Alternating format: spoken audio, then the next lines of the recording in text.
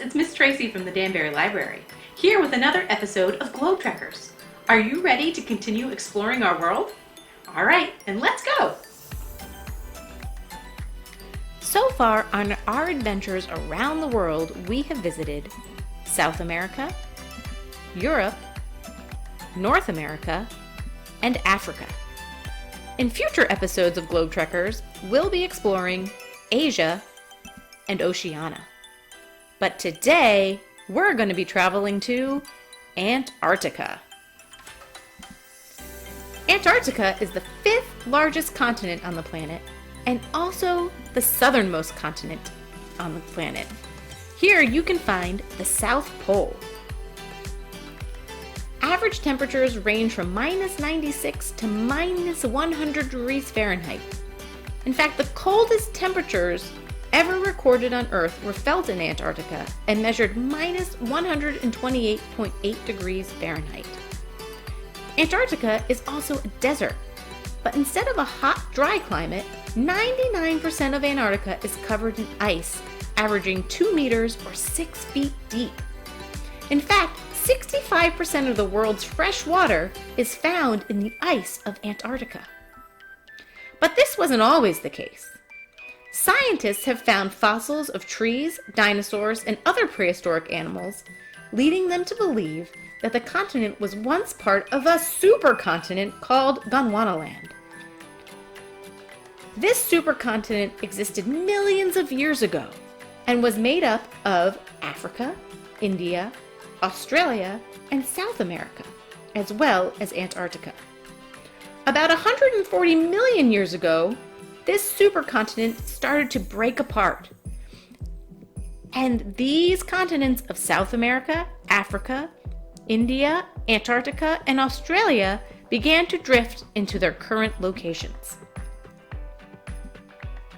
Unlike every other continent, there are no indigenous or native peoples who live on Antarctica. The only permanent residents are the different animal and plant species that thrive in this harsh environment. Many animals migrate to the coast of Antarctica during its summer months, including 40 species of birds like penguins and water animals like seals and whales. There are also 350 different species of moss, lichen, and algae that can be found on the continent. Many people visit Antarctica every year as both tourists and scientists. Scientists live in research stations and are learning about what lies underneath the Antarctic ice, as well as conducting experiments in the cold temperatures. There are no nations in Antarctica, and today, no other country claims Antarctica as their territory. Instead, a total of 53 nations all agreed to the Antarctic Treaty, which states that no nations will set up military bases, test weapons, or dump harmful waste materials on the continent of Antarctica. These countries also talk about and reach agreements on how to protect the fragile ecosystem of Antarctica. Today, let's learn a little bit more about one of the residents of Antarctica, the emperor penguins. This book, When Penguins Cross the Ice, The Emperor Penguin Migration, is a non-fiction book that's available on Hoopla. It is written by Sharon Katz Cooper and Tom Leonard. Emperor penguins live in one of the coldest, darkest places on Earth, Antarctica. In winter, temperatures may drop to -40 degrees Fahrenheit. Each year, thousands of emperor penguins make an amazing journey across the ice. They leave the ocean's edge and travel to places with no food and very little warmth. Why is this migration so important to them? Let's find out. Splash! The emperor penguin dives into the water. It is February, the end of the Antarctic summer. A hard winter lies ahead. To prepare for it, the penguin fills himself up with fish and krill. Days grow shorter, and March arrives. It is time for the penguin to leave the sea. A long line of male and female emperor penguins stretch across the ice. He joins them, marching single file. Sometimes he slides on his belly to save energy.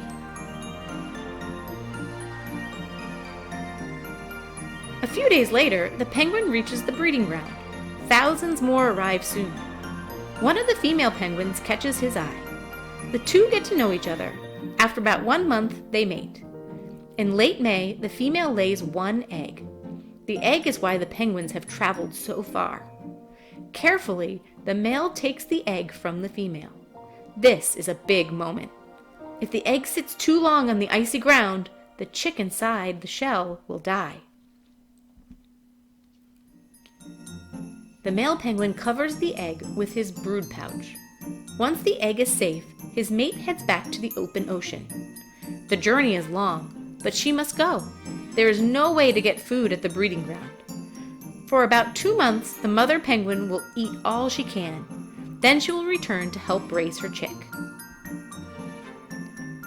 The male penguin stays behind. He and the other males stand together with their eggs on their feet. They take turns being on the outside of the group, where it is coldest. Through the darkest and windiest winter days, they huddle to keep the eggs warm, and they eat nothing at all. Peck, peck, crack! After about 70 days, the egg hatches. Out wiggles a hungry baby penguin. Even though the father penguin has not eaten for nearly 4 months, his body does something amazing. It makes crop milk. This special milk is made inside the father penguin's throat and fed to the baby chick by mouth. In August, the mother penguin returns. Thousands of other penguins are already there. To find her mate, she calls out. He calls back. Right away, the mother penguin takes over feeding the chick. She gives it partly eaten food from her stomach. Now, at last, the father penguin could head to the sea to fill his own stomach. The mother and father penguins take turns caring for their chick.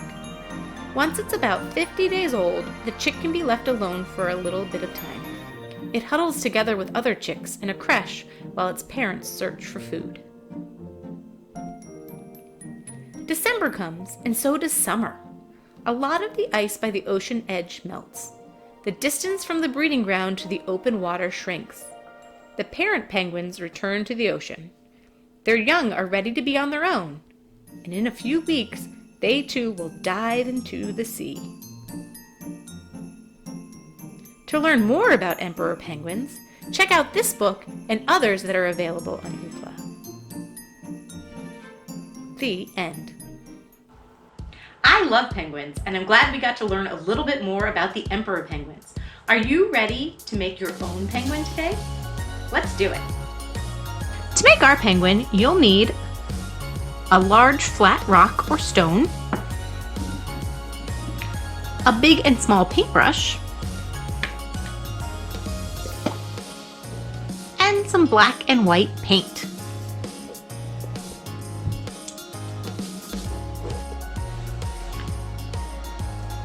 The first thing we're going to do is paint our stone black.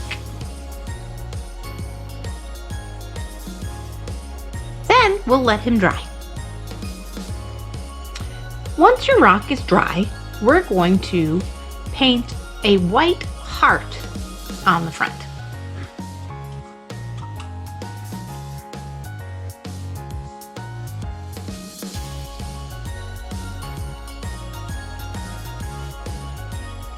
And now we'll let it dry again.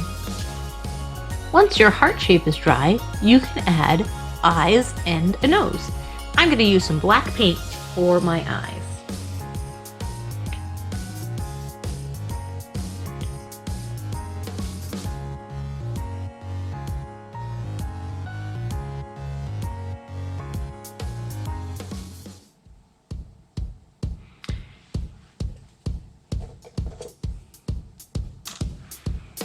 And I'm going to use an orange marker to make some feet and a beak.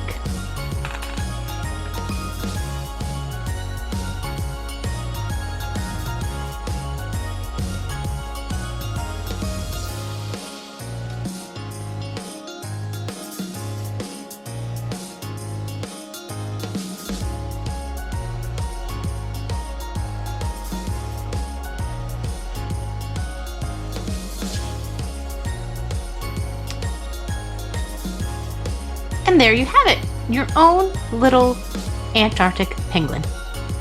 Well, I hope you enjoyed this episode of Globe Trekkers and learning a little bit more about Antarctica. Join us next time when we explore Asia. I'll see you soon. Bye! If you want to learn more about Antarctica, you can visit Hoopla and use your library card to check out these digital books.